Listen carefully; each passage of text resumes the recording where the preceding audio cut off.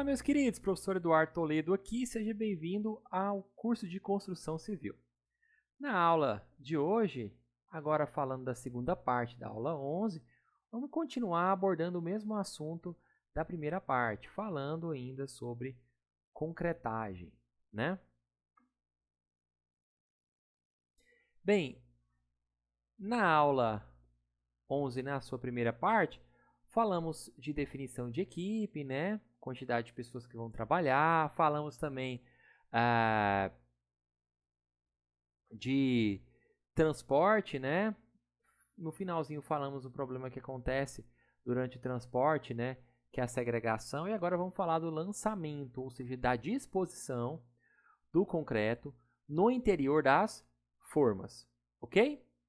E aí, pessoal, em alguns locais, em algumas situações, é um procedimento comum, né? Molhar a forma, ok? Molhar a forma, é claro, tomando cuidado, né, para que o interior da forma, molhar a parte externa, né, tomando cuidado para que o interior da forma não fique com acúmulo de água e isso interfira na resistência do concreto, ok? Esse procedimento é adotado, pessoal, justamente por conta da cura do concreto, para evitar que essa mistura, né, ela perca água com mais rapidez e isso provoque alguns problemas. Tudo bem? Aqui a gente pode observar na imagem do lado esquerdo, pessoal, um pilar com toda a sua forma já feita, né? A gente pode observar aqui, olha, a armadura do pilar, né? Ok, aqui nós temos as formas. Nós já vimos na aula de número 8, né? Cada um desses componentes da forma, né? As placas, os gastários, né? As gravatas, ok? Todos os componentes a gente já viu e aqui a gente tem um operário fazendo um procedimento, né? Um operário, trabalhador, fazendo um procedimento. Né? Aqui a gente já pode observar a parte interna, justamente, dessa armação, ok? E aí é importante, pessoal, para o lançamento que seja definido e que seja programado, né, os caminhos da concretagem. Então a gente está vendo aqui na imagem do lado esquerdo, aqui a gente chama de plano de concretagem, né? Se a concretagem for realizada por meio de...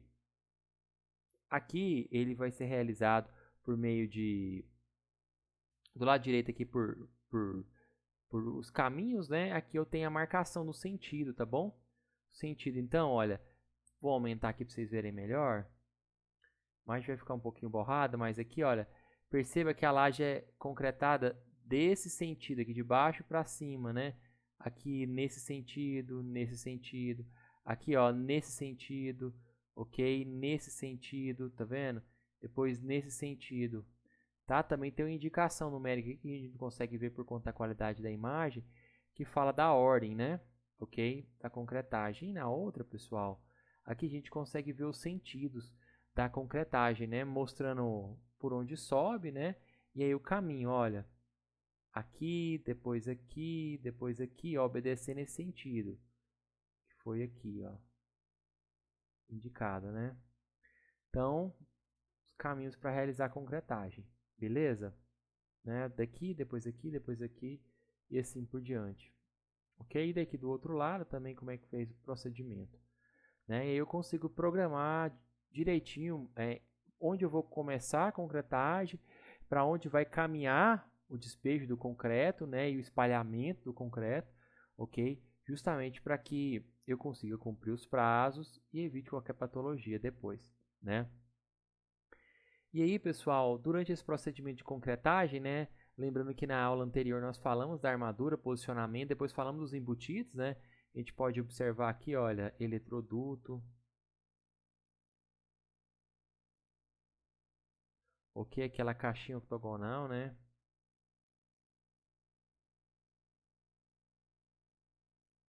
Lembrando que os eletrodutos e as caixas, elas têm que ser... O eletroduto tem que ser fechado, né? Para evitar passagem de concreto, não pode ter nenhum orifício para que o concreto entre, aí pode provocar um entupimento, né? E os eletrodutos eles têm que fixados na malha, né? E travados para que durante a concretagem, o espalhamento do concreto, tá vendo? O concreto está sendo espalhado, tá vendo? Aqui eu tenho enxada, tá vendo? Olha, bem aqui, ó. Estou espalhando o concreto com a enxada, beleza? Aqui já está fazendo um procedimento de vibração no concreto que a gente chama de adensamento, né? E aí, justamente para evitar que durante esse procedimento os eletrodutos se movimentem e até possa provocar a ruptura do eletroduto e também a penetração do concreto no interior do eletroduto e entope ele no eletroduto, né? Para que isso seja evitado, pessoal, além de fixar os eletrodutos, é muito importante, pessoal, adicionar uma passarela, são uma espécie de tábuas, né, que eles colocam para que a movimentação na laje aconteça e isso não interfira na disposição dos eletrodutos, nem dos dutos, nem da própria laje que está distribuída aí, ok? Né? E aqui está mostrando, tá vendo? Ó?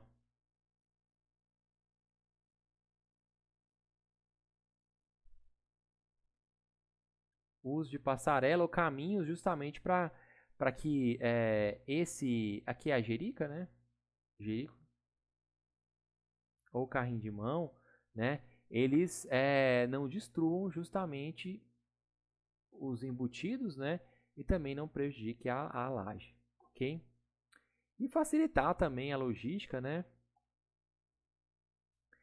E aí, durante o lançamento do concreto, pessoal, tem que se evitar a formação de montes, né? Eles têm que ser distribuídos e espalhados, ok? Posteriormente. As juntas, né, que são a separação de uma concretagem para outra, termina a concretagem parte da laje, né? E aí vai completar a concretagem depois, né? Eu tenho as juntas de dilatação, né? Quer dizer, as juntas de concretagem, não juntas de dilatação, as juntas de concretagem. E aí é importante que seja feito um estudo para verificar onde vai ser interrompida essa concretagem, né?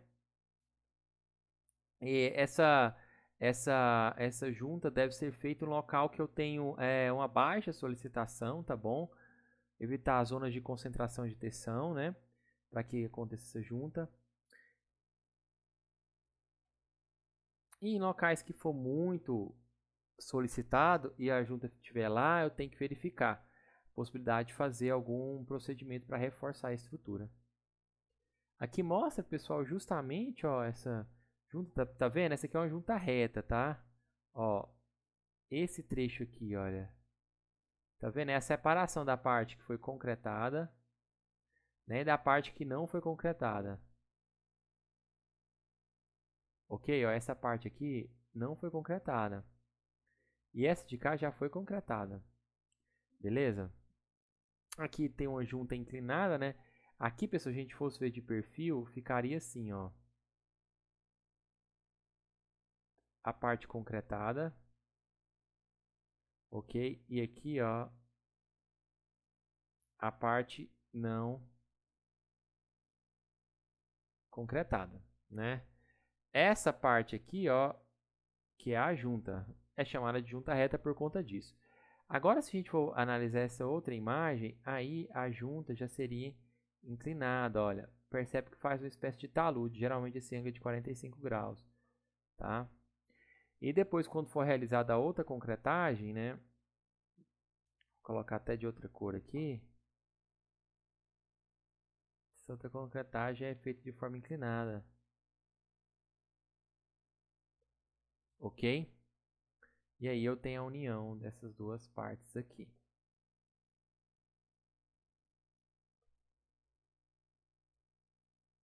A gente pode observar justamente essas juntas, né? Das paradas de concreto aqui, já tinha sido concretado, né? Vou até colocar aqui concretado anteriormente.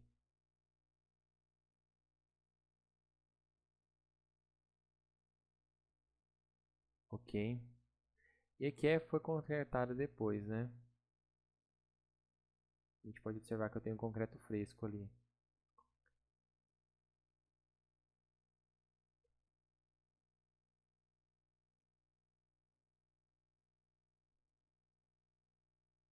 concretada depois. Aí, aquela primeira figura mostra a junta vertical, né? Formando um ângulo reto, né? 90 graus, ok? E aqui uma junta inclinada, né? Às vezes se utiliza uma pasta justamente para conseguir essa aderência aqui, tá? Aqui tem um mapeamento da concretagem, né? Justamente para facilitar a identificação de quando foi feita a dosagem para cada trecho da concretagem, né? Então a gente tem aqui, ó, primeira área concretada, né? Digamos assim.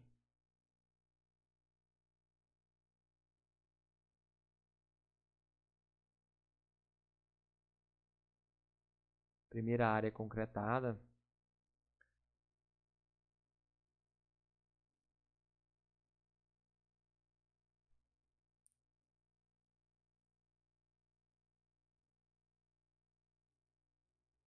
Depois a segunda, né? E assim por diante, né? Ok? Vou concretando seguindo aquele mapa de concretagem também, tá bom? Aquele estudo, né? Vocês se lembram? Foi daqui para cá, né? Daqui para cá, daqui para cá e assim por diante, tá bom? E aí a gente vai começar a falar de uma etapa bastante importante também, pessoal, que é a etapa de adensamento, né? Nessa etapa, pessoal, o adensamento nada mais é do que a movimento. Vou falar primeiro o conceito, depois eu anoto, tá bom? É a movimentação do concreto com o intuito de reduzir os vazios, né? Retirar bolhas de ar e também o excesso de água no interior da massa. O objetivo é ter um concreto mais denso, né? E também bem compacto, tá? Compactado. Então, colocar aqui de forma mais resumida.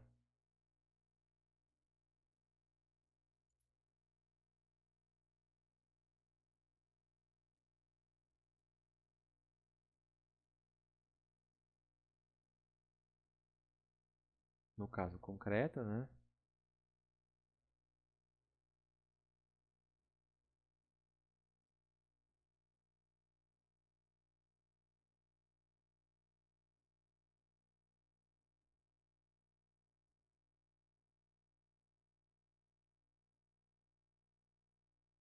No intuito de reduzir os vazios e etc, né? Bolhas de ar, água e assim por diante, tá bom? Beleza? E aí, pessoal, esse adensamento ele pode ser feito de forma manual, né? Mas também pode ser feito de forma mecânica, tá? De forma mecânica, utiliza-se, né, basicamente um equipamento eletrônico chamado vibrador, não é? É onde eu consigo fazer o procedimento. É uma espécie de equipamento que tem uma agulha, né? Tem uma mangueira e tem uma agulha, e essa agulha eu introduzo no concreto com angulação bem característica, né? E aí ele vai vibrar, basicamente, movimentar e permitir que o concreto se acomode ocupando os vazios. Beleza? Aqui está falando um pouquinho do adensamento manual, né? Exige uma experiência grande do operário, né? Tem baixa eficiência. O operário, pessoal, o adensamento manual, ele utiliza uma espécie de haste metálica, parecida com a haste que a gente usa na hora de moldar os corpos de prova, né? Fazendo aqueles golpes lá para moldagem do corpo de prova. Então, o adensamento manual é basicamente com aquilo. Eu vou usando aquela haste, né? Ok? Utilizado só em serviço de pequeno porte, tá bom? É abatimento superior a 8 centímetros, teste de abatimento ao cone, né? Espessura máxima do concreto 20 centímetros para conseguir fazer a vibração utilizando um adensamento manual, né? E o adensamento eletrônico, pessoal, ou mecânico, como eu já havia mencionado, utiliza-se um aparelho, né, para fazer esse procedimento. Muito importante, pessoal, muito importante, tá bom? Eu tenho que conectar a agulha do aparelho, né, uma ponta do aparelho, apenas com o concreto, tá? Vou até anotar aqui, ó. Apenas.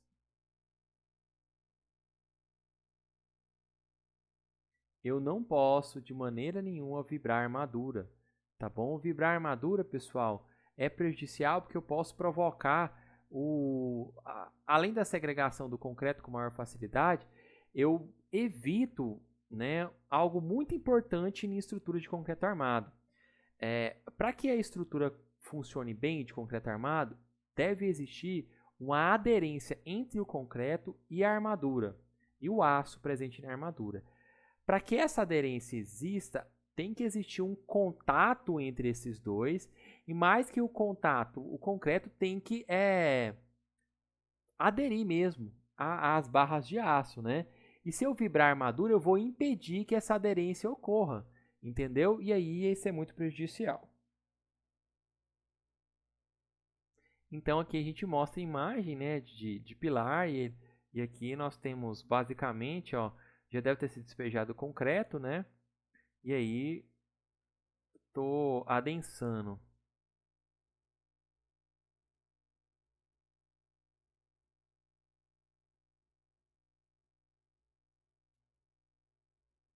Adensamento, vou só adensar esse concreto. E aí, a distância entre os pontos de vibração, pessoal, é uma pergunta comum, né? E uma dúvida comum durante esse procedimento. Geralmente, pessoal, essa distância, olha, de um trecho para outro, né? De um trecho para outro é de 6 a 10 vezes o diâmetro da agulha. Tá bom? 6 a 10 vezes o diâmetro da agulha. Então, para cada agulha, eu vou ter uma distância de vibração de um trecho para outro diferente. Tá bom? Então, vale observar isso. Adensamento de pilares, né? Uso de martelo de borracha conjuntamente para facilitar a descida do concreto ao longo da armadura. Então, à medida que o concreto vai descendo, as paredes da armadura elas são, por vezes, golpeadas, né? Ok? Para permitir que o concreto ele não se localize em excesso em nenhum dos trechos da armadura e não desça até a base do pilar e não ocupe todos os espaços, né? Justamente para isso, ok? Eu tenho que tomar cuidado com essas batidas não podem ser de forma muito constante e exageradas, justamente para evitar a segregação do concreto, tá bom? Cuidados com vibradores de agulha. Escolher um vibrador com diâmetro compatível com o da armadura, isso é importante, né? Utilizar as camadas com espessura máxima de 40 a 50 centímetros para realizar a vibração. Imergir apenas a agulha do vibrador no concreto, não o mangote completo, tá bom? Verificar a distância entre os pontos de vibração, como já dissemos, é de 6 a 10 vezes, né? O diâmetro da agulha. Não forçar o vibrador contra a forma nem a armadura. Não utilizar o vibrador com martelo. Utilizar a agulha sempre na posição vertical. Isso é muito importante, pessoal. Tá? Tem gente que coloca ela deitada. Vou mostrar imagens mais pra frente. Ou no máximo 45 graus. Que é metade do ângulo de 90. Sempre atingir a camada subjacente. Então, eu vou vibrar a última camada. Eu tenho que atingir uma camada anterior um pouquinho para começar a vibrar. Tá bom? Não dobrar a mangueira. Não puxar o motor acionado pela mangueira. E limpar o equipamento e guardar no local apropriado depois de utilizar, né? Aqui mostra uma imagem, pessoal. Aqui, olha, está realizando um processo de adensamento.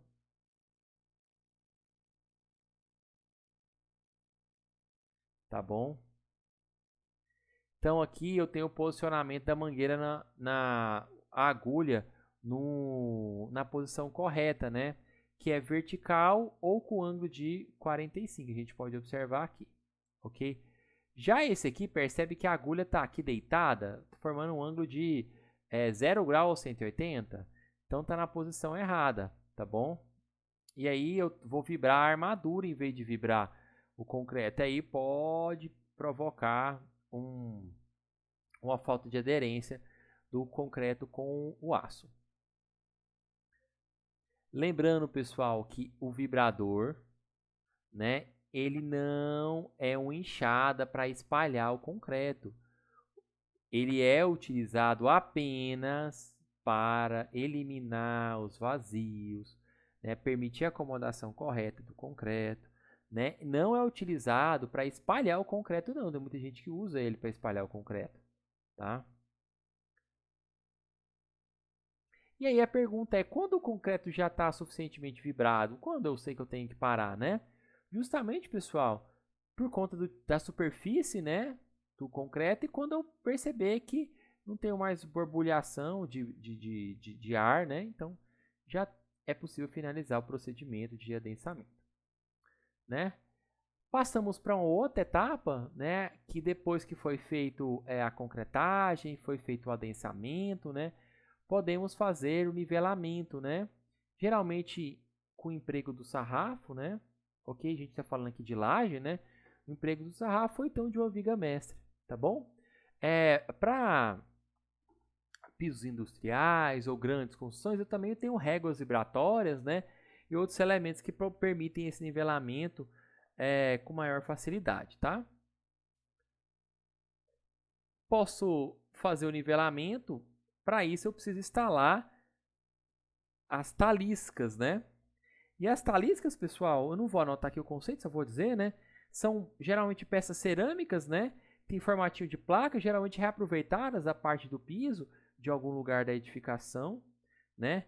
Elas são utilizadas basicamente para determinar a espessura, até onde a laje vai, né? Ou a parede, ou o reboco da parede, né? Então eu fixo essas taliscas e aí eu faço o espalho concreto, depois nivelo, e ele tem que ficar no nível da talisca ali, que eu sei que é o nível que a laje tem que ficar acabada, ok? Né? Faço agora o procedimento de acabamento, depois de nivelar, né? Aí nós temos mais de um tipo de acabamento, o acabamento convencional. Não há um controle rigoroso de nivelamento, né? Tem bastante rugosidade superficial. Uma superfície nivelada, aquela que possui um controle de nivelamento, tá? E aí eu consigo um piso mais nivelado, né? E a acabada possui o controle para o elemento ficar bem plano, né?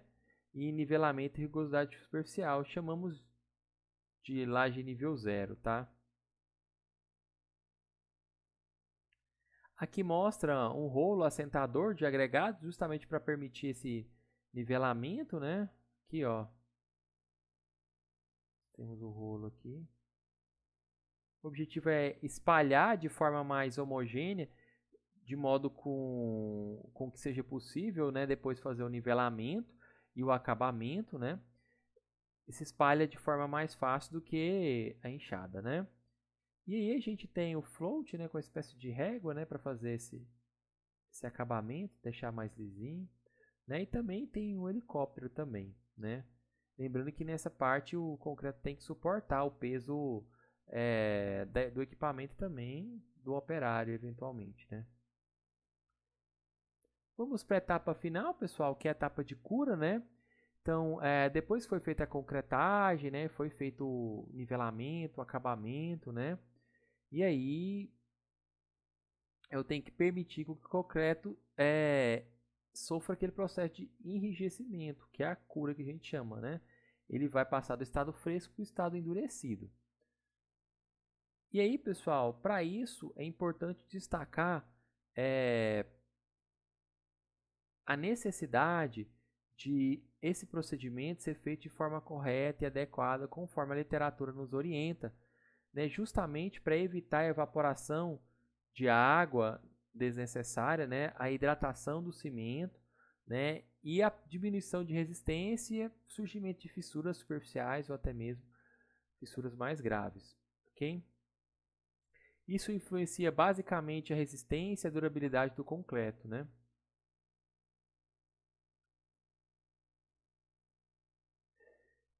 Aqui no texto destaca que, apesar desse procedimento ser extremamente importante, nós ainda temos na construção civil, pessoal, um número muito grande de construtores, né?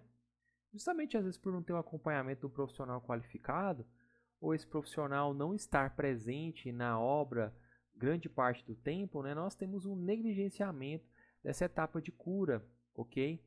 E aí eles querem acelerar o procedimento, né? E aí a gente tem estrutura de concreto armado com durabilidade inferior à que seria a correta, né, de projeto, ok?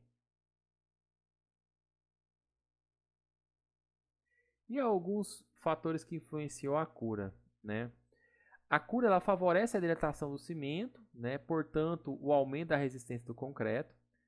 A cura evita o processo de fissuração por retração plástica e proporciona ao concreto menor permeabilidade. Período de cura, pessoal, para lajes geralmente é 7 dias, o mínimo, né? Para vigas e pilares, 3 dias após a desforma. A resistência inicial até 3 dias de um concreto curado e um mantido em ambiente seco são equivalentes. A resistência aos 14 dias do concreto curado é cerca de 2,5 vezes maior do que o concreto mantido em ambiente a seco, né? E a resistência de um concreto curado cresce até 180 dias. Aí nós temos alguns procedimentos utilizados para a cura do concreto, né, pessoal? Eu vou citar alguns deles, né? O primeiro procedimento destacado aqui é a molhagem, né? Então eu vou basicamente molhar. Aqui nós temos uma laje, né, concretar. Então tá vendo que aqui tem um operário. Operário, aqui eu tenho a laje, né? Laje concretada. Então, basicamente, é molhar a superfície da laje, né? E aí, eu tenho que realizar o procedimento várias vezes por dia, porque a evaporação e a absorção acontecem, né? E uma das desvantagens é que eu não consigo garantir que eu molhei todas as partes de forma mais ou menos equivalente, né? Para permitir que todo o trecho da área concretada tenha sido hidratada. Tem a lâmina d'água também, né? Geralmente utilizada em lajes, né? Que são planas e horizontais. Eu crio uma camada de água, uma lâmina mesmo, né? É bem fácil a execução, né? Em climas muito quentes, né? E aí eu consigo monitorar de forma mais constante e consigo garantir que toda a parte seja hidratada, né? Tenho também por aspersão com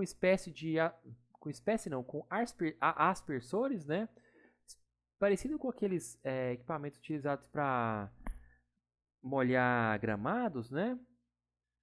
Então é bem prático, né, que eu consigo programar isso para intervalos de tempos regulares. Eu não preciso de um operário estar lá fazendo o procedimento de molhar toda a laje, né?